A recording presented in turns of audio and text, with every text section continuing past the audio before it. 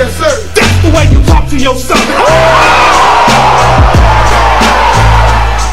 30 pages of rhymes in this motherfucker.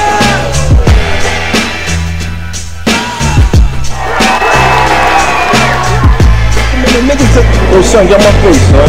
Get on my face, son.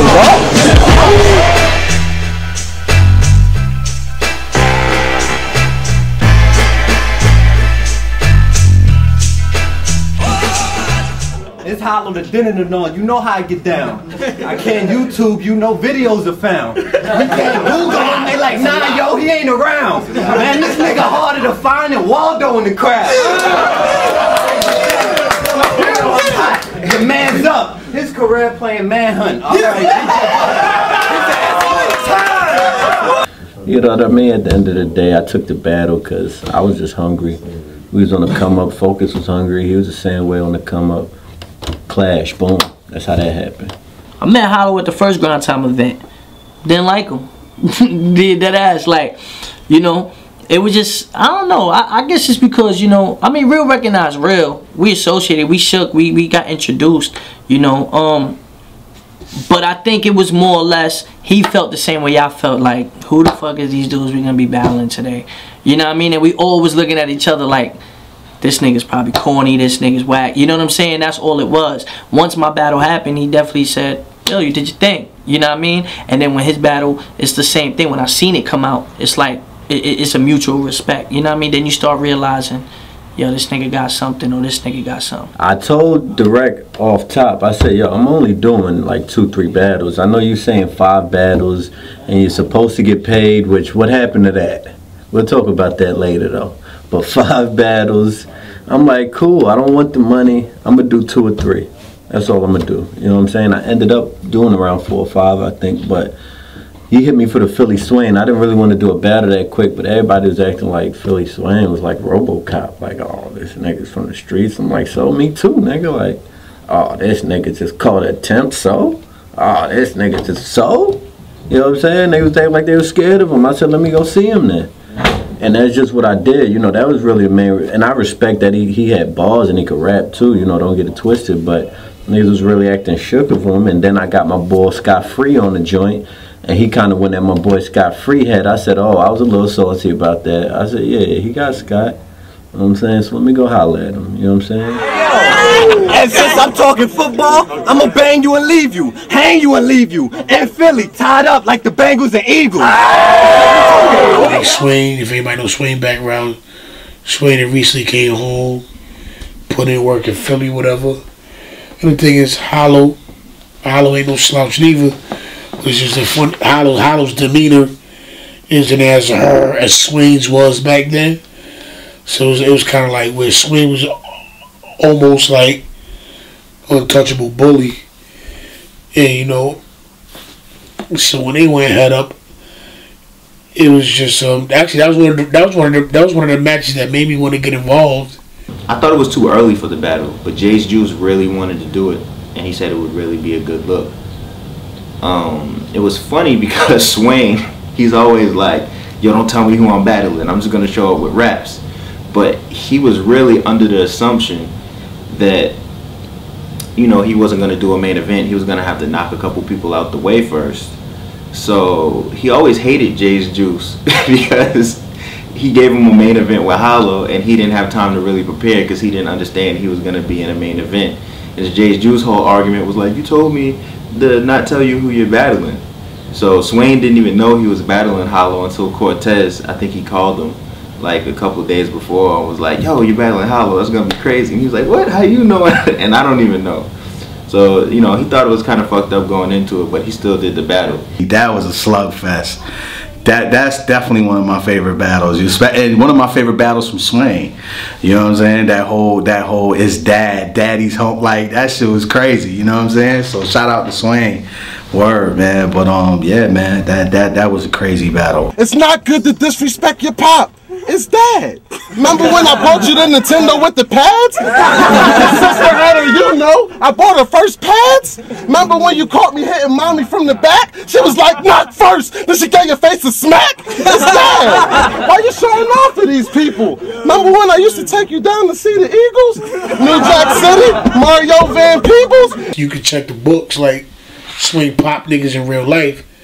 So when Hollow said that little rebuttal, of course a nigga that really pop niggas gonna be like, yeah nigga, you know, nigga Call of Duty. Like that was just the biggest like, it's like I'm gonna bake this cake for you, but I pissed in it, you know what I'm saying? Like it's just crazy, you know what I mean? This little skinny nigga in the puff first down coat, like with the laid back Swayze style, going hard against this nigga that looks like he will pull out the chopper and kill everybody in the venue. And this nigga is still so poised and like, yeah, you shoot the toolie on Call of Duty. Like it was just swag. Y'all could believe him, I'm Coochie. I got the word in Philly. He sparked the Thule. He grabbed the M16, lit off the Uzi. Shit, on Call of Duty. Pretty much the Call of Duty, I just seen commercials on the shooting game, and it kind of just popped in my head. I can't sit here and be like it was a rebuttal. I sat and thought about, like, once he said this dude is Coochie, something big head like Stewie, I just like, oh, he gonna say Call of Duty. And when he didn't say it, I said, okay, so I'm gonna say it. You know what I'm saying? So then it just came out so perfect, the rebuttal. Like, some of them should be coming out perfect. That one came out perfect because I paused, like, he sparked the Thule. He was like, they know it. I'm like, they gonna Call of Duty. You know what I'm saying? And the shit just worked it perfect, but yeah.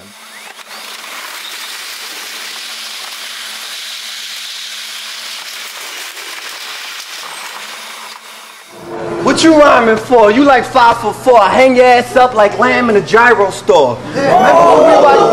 Remember when we were young and our mom used to write on walls to see if a height would crawl? His mom got frustrated because the height's so small. She like, the line hasn't moved since '94. Illmac battle conceded first. And originally we had promised Hollow that we were going to put his battle out first. But in the beginning of the whole battle, he goes, after that $500, you ain't looking conceded no more.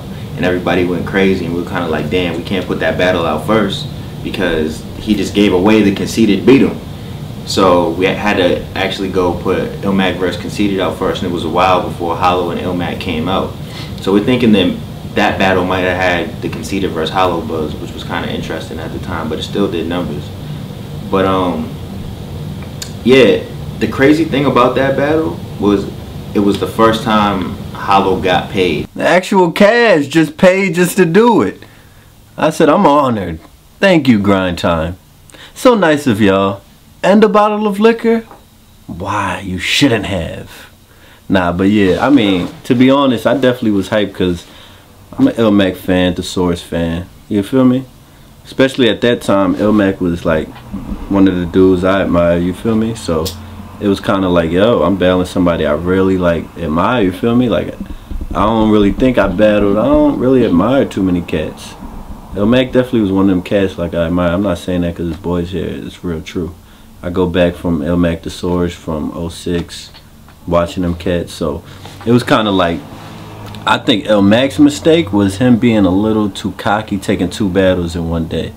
He did that with Madness and Disaster too, and it kind of worked out for him, but with me and Conceited, it didn't really work, you know what I mean? Because I feel like it's just overexertion. Hollow had this thing in the battle where he's like, he ended the battle like this. He's like, how could you come to Grizzle Mania and battle? And then he just ripped his shirt off and was like, Hulk Hogan. And it was a crazy ending to the battle. Like, nobody expected him to do that because he was like a street lyricist. We didn't know that, you know, he would just have some crazy shit like that. That shit was bananas. Now, if that don't make sense, how y'all gonna put Gary Small Coleman at Grizzlemania to battle Hulk Hogan?